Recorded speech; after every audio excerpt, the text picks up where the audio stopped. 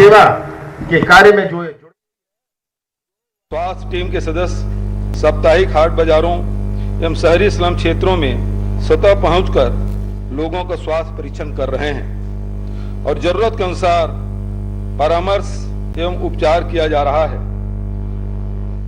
जब जनता का दर्द शासन अनुभव करने लगता है और जनता की जरूरत पर प्रशासन उसके पास पहुंचने लगता है तो समस्याओं का निदान आसान हो जाता है।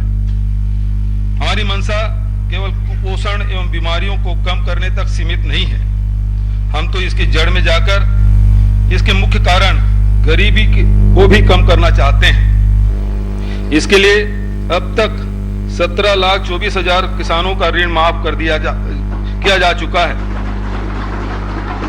ऋण माफी से धान पंजीयन में किसानों की संख्या बढ़ी है। 2019-20 में अब तक 82,21,000 मेट्रिक टन धान की रिकॉर्ड खरीदी हो चुकी है। ग्राम स्वराज योजना के अंतर्गत नरवा, गरवा, घुरवा और बाड़ी विकास के कार्य में भी ग्रामीणों का बढ़ चढ़कर सहयोग प्राप्त हो रहा है। नरवा संरक्षण के कार्य से भूजल के स्तर में सुधार हो रहा है। गठानों में पशुओं को चारा, स्वास्थ्य परीक्षण की सुविधा मिल रही है। घुरवा के प्रोत्साहन से बायोगैस संयंत्र एवं जैविक खाद निर्माण के लिए लोग स्वतः सामने आ रहे हैं। बाड़ियों के पुनर्जीवन से ग्रामीणों के आय और पोषण में वृद्धि हुई है। राज्य के गन्ने के रस से इथेनॉल बनाकर उसे शासकीय पेट्रोलियम कंपनियों को विक्रय करने के लिए हमने सार्थक कदम उठाए हैं। इसी प्रकार धान से इथेनॉल निर्माण हेतु केंद्र शासन से अनुमति प्राप्त करने के लिए निरंतर प्रयास जारी है। इन योजनाओं से किसानों को धान एवं गन्ने का अधिक मूल्य मिलेगा, युवाओं को रोजगार प्राप्त होगा, उद्योग व्यापार में वृद्धि होगी तथा पेट्रोलियम आयात पर राष्ट्र के विदेशी धन की भी बचत होगी। गरीबी में कमी लाने के लिए स्थानीय आवश्यकता के आधार पर जिलेवार कार्य योजना बनाने का काम शुरू किया गया है। अति पिछड़ा जिला दंतेवाड़ा में गरीबी के प्रतिशत को राष्ट्रीय गरीबी औसत 22% के बराबर लाने की मुहिम शुरू हो चुकी है। इसके लिए जिले में उपलब्ध संसाधनों का समुचित उपयोग करने के साथ साथ राज्य बजट से भी रुपये 20 करोड़ दिए जाएंगे। हमारा मानना है शासन प्रशासन के प्रयास एवं जनता की सहभागिता से गरीबी के स्तर में प्रभावी कमी आएगी। सुपोषण और स्वास्थ्य क्षेत्र में भी शीघ्र ही हमारा राज्य राष्ट्रीय स्तर के मानव विकास सूचकांकों के समकक्ष होगा। अध्यक्ष महोदय, मैं अब राज्य के आर्थिक स्थिति का ब्यौरा सदन के सामने प्रस्तुत करता हूं। राज्य के विगत वर्ष के आर्थिक सर्वेक्षण के अनुसार स्थिर दर पर वर्ष 2018-19 में राज्य के सकल घरेलू उत्पाद में 6.08% की वृद्धि का अनुमान किया गया था, किंतु अद्यतन प्रस्तुत त्वरित अनुमान के अनुसार 7.06% की वृद्धि संभावित है। मंदी के राष्ट्रीय आंकड़ों के बीच यह वृद्धि राज्य के लिए सुखद संकेत है।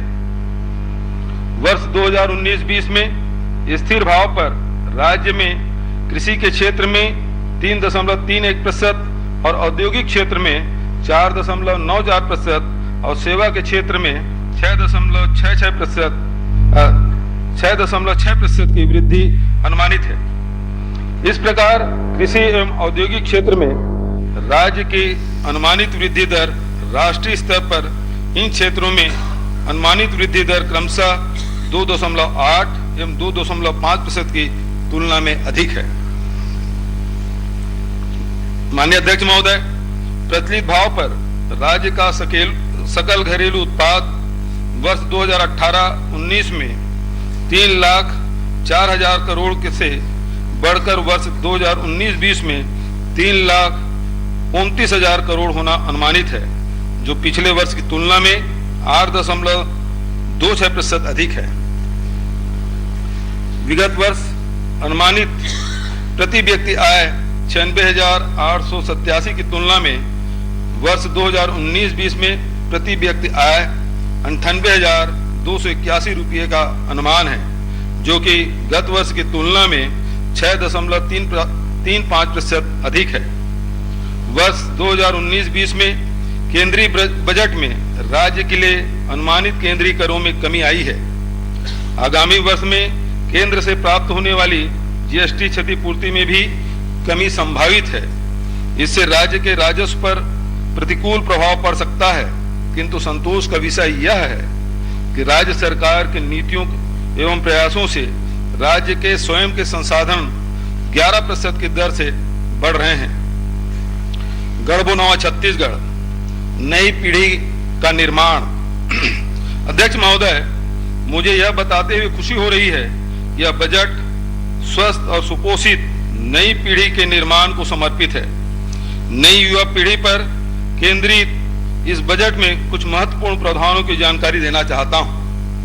राज्य के सभी परिवारों को सार्वभौम सार्वजनिक वितरण प्रणाली के अंतर्गत सम्मिलित किया जा चुका है। राज्य में 65,22,000 राशन कार्डधारी हैं तथा लाभान्वित जनसंख्या 2,43,00,000 है। इन राशन कार्डों पर चावल प्रदाय के लिए 3,410 करोड़ का प्रावधान है। अनुसूचित जनजाति बाहुल्य इलाके में प्रति परिवार 2 किलो चना वितरण के लिए 171 करोड़ का प्रावधान है। बस्तर संभाग में प्रति परिवार 2 किलो गुड़ वितरण के लिए 50 करोड़ का प्रावधान है। कोंडागांव में आयरन एवं विटामिन युक्त फोर्टिफाइड चावल वितरण के पायलट परियोजना शुरू करने के लिए 5,80,00,000 का नवीन मत प्रावधान है। अध्यक्ष महोदय, 2 अक्टूबर 2019 में राज्य में मुख्यमंत्री सुपोषण अभियान शुरू किया गया है। इसके तहत महिलाओं एवं बच्चों में कुपोषण एवं एनीमिया की पहचान एवं निदान का कार्य किया जा रहा है। चिन्हित हितग्राहियों के लिए गर्म भोजन एवं अतिरिक्त पोषण आहार की व्यवस्था की जाती है। अब तक लगभग 4 लाख हितग्राही अभियान से लाभान्वित हो चुके हैं। मुख्यमंत्री सुपोषण अभियान के प्रति व्यक्ति हितग्राहियों की रुचि एवं सफलता को देखते हुए कुपोषण एवं एनीमिया को जड़ से खत्म करने के लिए मुख्यमंत्री सुपोषण योजना प्रारंभ की जा रही है। इसके लिए 60 करोड़ के नवीन मद में प्रावधान है। अध्यक्ष महोदय, आंगनबाड़ी में बच्चों के लिए ऊंचाई एवं भार मापक यंत्रों की व्यवस्था की जाकर पोषण के स्तर में सुधार की सतत निगरानी की जाएगी। इसके लिए नवीन मद में 25 करोड़ का प्रावधान है। विशेष पोषण आहार योजना में 766 करोड़, महतारी जतन योजना में 31 करोड़ का प्रावधान है। महात्मा गांधी की 150वीं जयंती के उपलक्ष्य में 2 अक्टूबर 2019 को राज्य में स्वास्थ्य की 2 बड़ी योजनाओं के साथ कुल 5 स्वास्थ्य योजनाओं का शुभारंभ किया गया। डॉक्टर खूबचंद बघेल स्वास्थ्य सहायता योजना में प्राथमिकता एवं अंत्योदय राशन कार्डधारी परिवारों को 5 लाख रुपये एवं सामान्य राशन कार्डधारी परिवारों को 50,000 तक कैशलेस इलाज की सुविधा दी जाएगी।